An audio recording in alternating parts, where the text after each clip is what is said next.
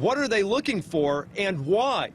Former President Donald Trump says the FBI searched his Palm Beach, Florida estate known as Mar-a-Lago and had broken open a safe. What happened here is that federal law enforcement officers swore under oath that there was probable cause of two things. One, that a federal crime occurred, and two, that the evidence of that crime was at Mar-a-Lago, where they wanted to execute the search warrant.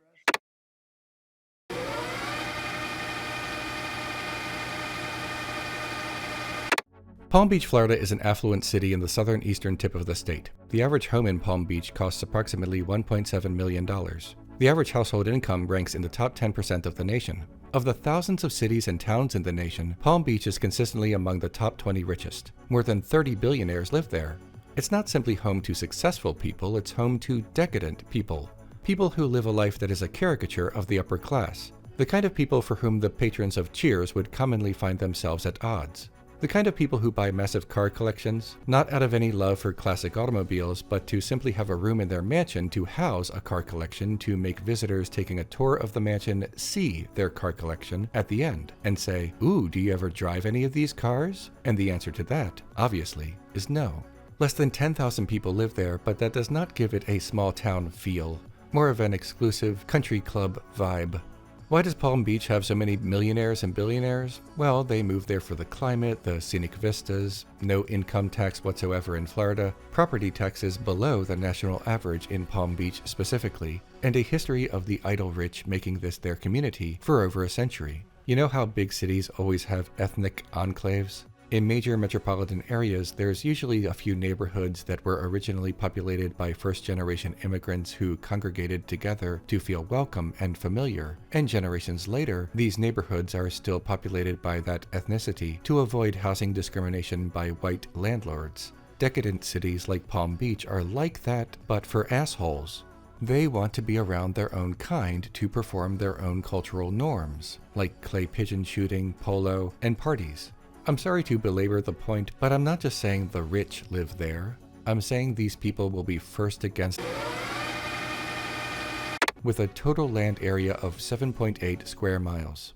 The crown jewel of Palm Beach is arguably Mar-a-Lago, a 17-acre eyesore for the fabulously wealthy, a standing monument to needless excess and the obscenities of our society. There may be some who are not rich who see this level of excess as aspirational, but they, like all who are not rich, pay the price for this income inequality every day. Income inequality is not simply a buzz phrase by those who are envious of the wealthy.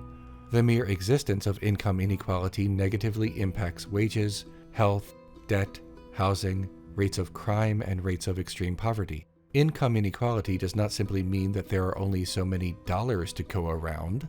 The consequences of income inequality is that the more wealth is concentrated among the few, the more power they have. The power to donate to politicians who shape the laws to benefit the wealthy, which in turn makes them wealthier, which allows them greater power to donate even more to politicians ad infinitum. The more wealth concentrated among the few, the less recourse everyone else has to provide for themselves, to protect the environment, to earn a living wage. Anything resembling a reasonable distribution of power and freedom among the people is impossible within this degree of income inequality. Capitalism simply does not allow for a true democracy. We should not find Mar-a-Lago aspirational. Lifestyles of the rich and famous is propaganda for the ruling class. In a just society, Mar-a-Lago would not be allowed to exist, and neither would billionaires in general. Mar-a-Lago is both a residence and a resort. It's home to the Mar-a-Lago Club, an elite members-only micro-society that costs $100,000 to join, plus $14,000 per year in membership dues. For this price, club members have access to a spa, fine dining, and more famously, a golf course. Spas consume a tremendous amount of heat and energy, and waste a lot of clean water. Space heating and water heating account for the vast majority of energy use in a home. Fine dining has a massive carbon footprint due to the air miles required to import exotic ingredients from across the world, not to mention the land and water required for additional agriculture. And golf? Golf is, well, an insult. Land that could be used for affordable housing, community farms, community parks, wildlife preserves, or anything, useful to our world and to our communities, is instead used for the only game you can watch in a coma. The size of a hockey rink is about 200 feet long by 85 feet wide. That is less than half of an acre of land. The average 18-hole golf course covers approximately 150 acres of land. The distance between you and the hole is not that much, but golf courses use up so much extra space besides the fairway, including the rough, practice greens, driving range, and of course the clubhouse, because it's not just a sport, it's a club. Golf takes a lot of skill, and I am not knocking Tiger Woods. Okay, maybe I am knocking Tiger Woods, but for other reasons. Mar-a-Lago doesn't just have golf, it has branded golf, Trump golf. I imagine this is the same as regular golf, but with more cheating. Seriously, Trump has been caught cheating at golf over and over again. He opens a golf course, plays the first round alone, and declares himself the champion. He's not even good at the game for people like him. Trump played golf over 300 times as president, spending 22% of his days as president at a golf course or golf club at least part of that day. It cost taxpayers, by some estimates, over $144 million.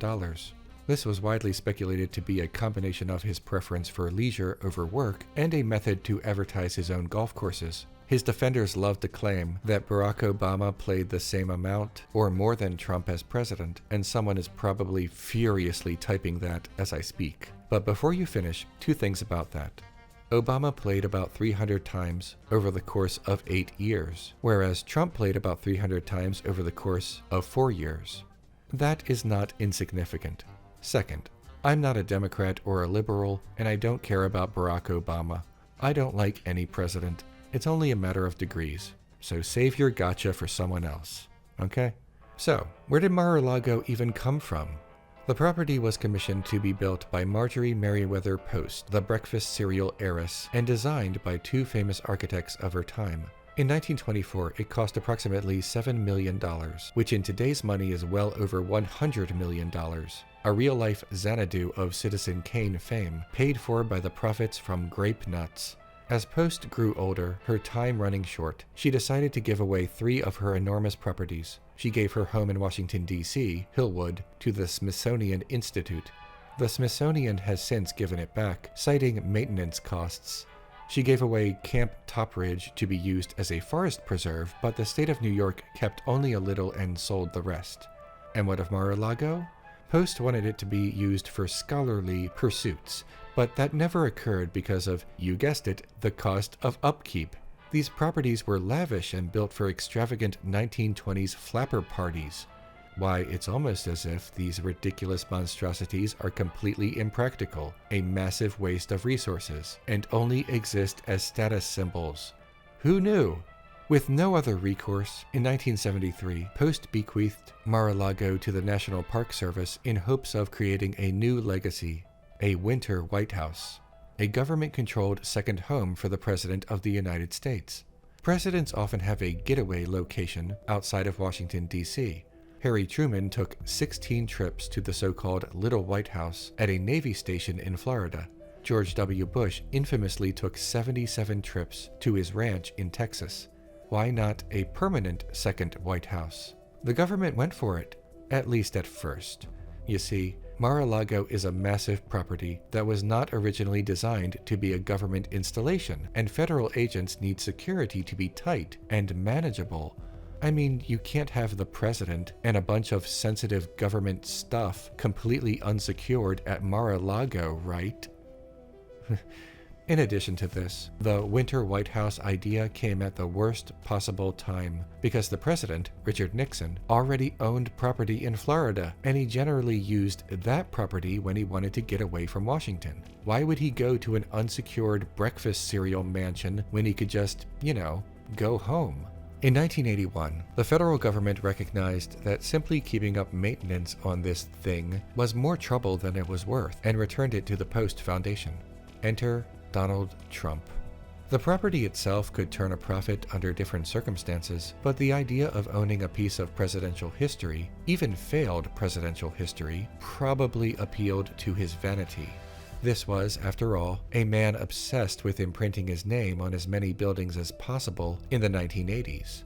Trump made a low bid offer to the Post Foundation, and they turned it down, perhaps because they believed Trump was too gaudy even for Mar-a-Lago. In retaliation, Trump had a different property built that blocked the ocean view of Mar-a-Lago, and once its property value fell, he was able to buy it for a reduced cost. Trump has owned Mar-a-Lago since 1985. In late 2019, perhaps expecting to be out of the White House soon and knowing he wouldn't be welcome in New York, Trump established Mar-a-Lago as his permanent residence. Following his presidency, he began living there full-time. It's such a fitting home for him. A fake White House for a man who pretends to still be president. A gaudy, overpriced, difficult-to-maintain stretch of land, originally built through an inherited fortune and later captured through dishonest means. Expensive, tasteless, and obscene. Trump living at Mar-a-Lago is a failed ex-president living in the most spectacular piece of failed presidential history. Hi everybody. If you like what I do, make sure to subscribe to my channel and click the notification bell so that you never miss an episode. Also, check out my Patreon link. See you soon.